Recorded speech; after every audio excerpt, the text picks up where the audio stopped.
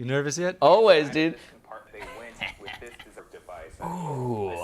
So I think that's a really fair point from Danny in terms of like a criticism, or like I've seen, there's been a few from members of the community, but this is my first time watching an actual bag reviewer review the T22. And not just any bag reviewer, it's Danny Pax, my favorite bag reviewer.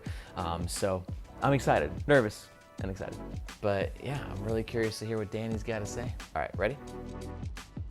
Today we're going to be checking out the T22 backpack from Fyro. It's really cool because like Danny and I, you know, I'd say we're pretty good friends at this point. You know, like I said, I've had him on the podcast, we've done collabs. It's really cool to see the bag in his hands, seeing him wear it. But I know that even though like we're cool, like he's not gonna hold back. Like this dude's one of the top bag reviewers in the world. Like his community is expecting utter honesty from him. On the one hand, you have a more tech-focused, kind of modern, sleek bag in the vein of a nomadic or air backpack, but it also has kind of a rugged edge that reminds me more of a boundary supply bag, and so it feels pretty unique. Okay, I gotta say, I love that Danny pointed that out, Tab, because like we worked so hard on this aesthetic, right? Because it is a modern tech bag, right? But I didn't want it to be just like that normal sort of like chic business square-like bag. We wanted to take old school heritage backpack, but brought it to the future a little bit. So it's cool that Danny acknowledged that.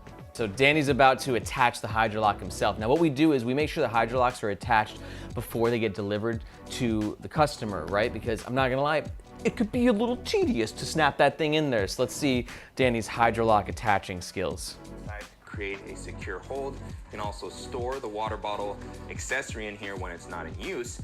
And then on the front, you have these attachment points that are pretty subtle. So again, really cool idea. And then this comes over the side to create the actual water bottle pocket. I actually pre-installed one on the other side, and this creates a pretty secure hold for your water bottle. I was able to fit my 26-ounce Yeti Rambler pretty comfortably. Side note, Danny, I commend you for being an innovator. You're not actually putting the water bottle in the holder itself. You're putting it on the outside in between the Hydrolock and the side of the bag, but no qualms with that. The water bottle looks secure. Points for innovation for sure. But also, fun fact, it can actually slide inside as well. If you want to access the expansion zipper or the main compartment, if you want to open it all the way up and you have this attached, it would be impeded. And so, you know, it's just an extra thing that you have to manage. You can loosen it up, put it away. But if you're carrying a water bottle, again, it just becomes more things to think about, which I prefer not to do, and you don't have to worry about with a more built-in solution, but you do get the flexibility of, you know, just having this when you need it. You can add one, you can add two, you can leave them all off if you just don't really like having a water bottle pocket on the side. So I think that's a really fair point from Danny in terms of like a criticism or like, you know, a constructive feedback with the Hydrolock, right? And by the way, shout out to the Bag Me development team for their coming up with the Hydrolock, you know. But it does come with some compromises, right? Like with any design choice, we wanted to make sure that it was removable, that you could stow it away or engage it when you wanted to actually use it. But, you know, it does inhibit access potentially to the main compartment and to that expansion zipper. So he's not wrong there. And I believe that Aaron even talked a little bit about some of the decisions that they had to make to avoid making the bag feel super bulky, but still provide the stability and the materials that would allow it to stand up for the most part on its own. And then as far as the really good points there from Danny as well. So like, you know, you remember during the development tab, like, you know, it was this constant struggle is where it's like, we want the bag to be lightweight, we want it to self-stand. And sometimes these two things don't work always in unison together, right? So you know what the Bag Me team did. We made the bottom of the bag as flat as possible. So, but we took out all that padding. A little bit of padding in the front just to maintain some of that aesthetic, but more or less, you know, it's a non-padded bag. That's why it's only 2.6 pounds at, you know, 26 liters. So he's right. Self-standing will sort of depend on how the bag's packed out. Empty sack don't stand. So what's always worked for me with the T22 is making sure there's a decent foundation, like some tech pouches at the bottom, or if you're traveling, maybe a packing cube, and then it self-stands like a champ. Continuing with the harness system, so far the bag has been really comfortable to wear. I'm a big fan of the padding that's been used here. It feels super comfortable and soft, almost gel-like. Hell yeah.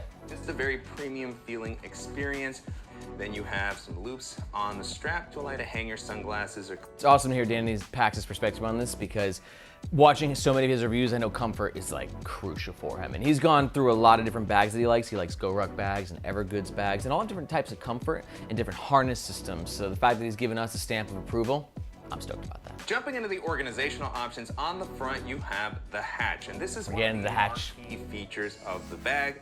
It's meant to be the quick access area, and so really interesting design here. You have this magnetic flap. I watched. The flap is a flop. Yeah, the word flap is a little, not our favorite word to describe the top of the hatch. We prefer the lid, but it is a little flappy, I guess, in essence. But you know, lid, flap, tomato, tomato. To access this more quickly, but nice that you have the option to, you know, lock it up if you need to, and then you can reach in and grab some. And one cool thing too, like, so Danny likes to leave his down, and some people like to actually loop it in. But for me with the T22, I kind of just do like the middle ground where I just pop it up and snap it into place, and then I get that security that I need without having to do the whole loopy system. So with the hatch, the choice is yours. I like these slip pockets that have been included here. They have enough volume to store something like my sunglasses case, which I have there. This could also be a good spot for a phone, portable bag.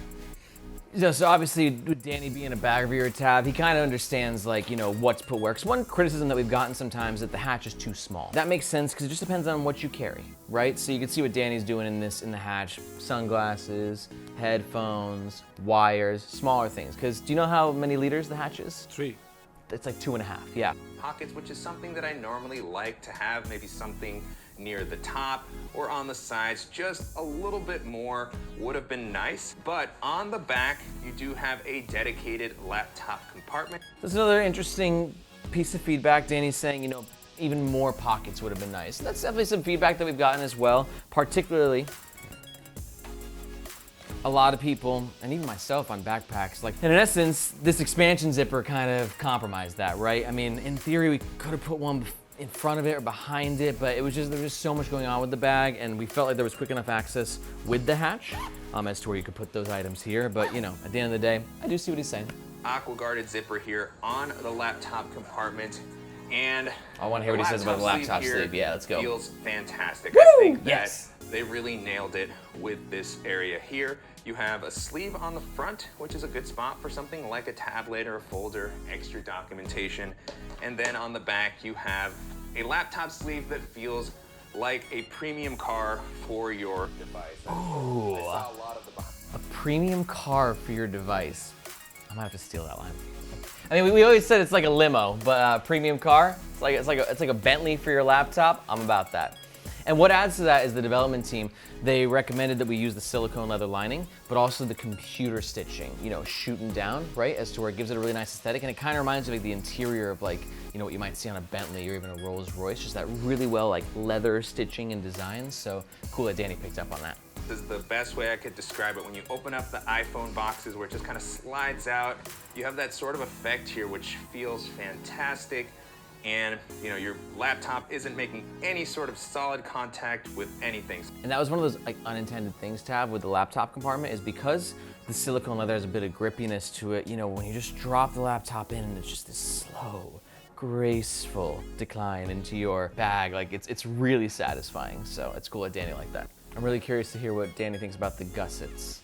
I don't know if he's gonna like them or not. And then you have a zipper that goes all the way down, but this is not a clamshell style bag. It has these gussets here that prevent it from opening all the way, but you still have a nice, easy view into the full area of the bag and not have everything spill out.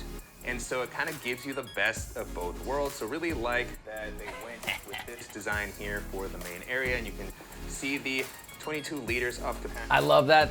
So stoked that Danny digs that. And that was one of those, like, moments of, like, ah, for me in the development room in Vietnam, was when Luke from the Bag Me team's like, hey, should we throw gussets on it? And I just thought about it and I was like, that's what this bag needs. It was like the last part to pull the bag together for what it needed to be, just in terms of that self-standing, that sort of like EDC travel fusion, as to where it gave it enough access, but just kind of just gave the bag a different vibe. Super cool that Danny dug that. Headphones, I have a couple of pouches here, the Evergood Civic Access pouch, 1 liter.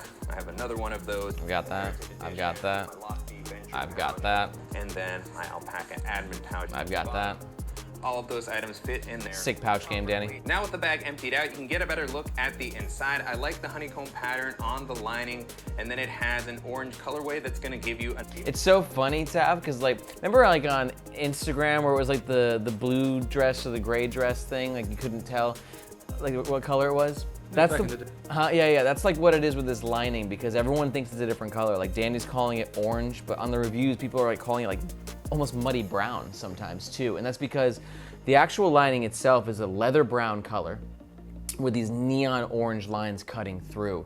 And just kind of depending on, I don't know, your eyes and the way the light's hitting it and all these different factors, you kind of just, people see different colors with it. So for Danny, more on the orange side. For me, it's been more on the brown side. What color do you see with it? Neon orange. Neon orange? See, there you go. It looks like a warning to me. Yeah. Warning, this backpack's fucking awesome. My packing cube, some extra gear if I want to use this for even a week of travel. I could use this for, and then a week, Danny, that's all you got? I use this bag, fun fact, for 1 month traveling. I really wanted to, push myself. And I'll be honest, 26 liters for a month. I know that's a little hardcore, but I wanted to test it, so I just took the Fyro T22, no other bags, 1 month, traveling around the US. I had to do a lot of laundry, but. First bags this made me think of is the Black Ember Citadel R3, which was one of my favorite bags. I think it's fair. So, I've reviewed a lot of Black Ember bags on the Nomad Nation YouTube channel. I love their brand. I mean, to be compared to Black Ember for my first bag, that makes me feel so good. I mean, so I think it's actually a really fair comparison. The last option that I'll mention here is the Air City Pack Pro 2, which was already one of my favorite tech bags of the past couple of years, but the recently updated version just took things. Like, hearing Fyro compared to Air is just like, that's crazy, dude. I mean, Air, it's humbling. Air is just cream of the crop, especially in terms of like, tech backpacks, modern, clean, professional, work-savvy bags. So when it came to like the comfort of the Fyro T22 and the overall just premiumness of it, like Air was the standard I was always holding myself to. All right, closing thoughts. Let's see what he's got to say. That being said, the T22 holds up very well against all those options. There was definitely a lot of hype and expectations that had built up based off everything that I had seen going into the video and finally getting hands-on with the bag, and I think that it did a great job as far as following through and delivering on the experience that Fyro had set out to do. And so, if you're looking for a flexible backpack that's gonna be tech focused, that's gonna be super comfortable to wear, very solidly built, and offer a unique layout and feature set, I think this is gonna be an excellent option to take a look at. And I'm definitely curious to hear what you all think of the T22 and how wow. it compares to some of the Holy crap, we got our first review. I'd say that went pretty well. And what's cool is like, Danny being the pro that he is, like he pointed out the parts of the bag that were most important to me in terms of the things that we focused on, which was really quick access with that hatch, tech protection in the back compartment, and comfort, and that's just what he brought up on the closing thoughts. So this is great, dude. Like, I was so nervous, oh my God. So thank you so much, Danny Packs, for the review. And if you're still watching this, I gotta know, who's the next bag reviewer that you wanna see, take a stab at the Fyro T22? Pack Hacker, Chase Reeves, Bo, let us know. We're out of stock right now, but we'll still try and get them one as fast as we can so we can keep the reviews rolling and, keep spreading the word of Fyro to as many people as possible. Thank you guys so much for watching. If you got any comments, let me know below. We'll catch you guys next time.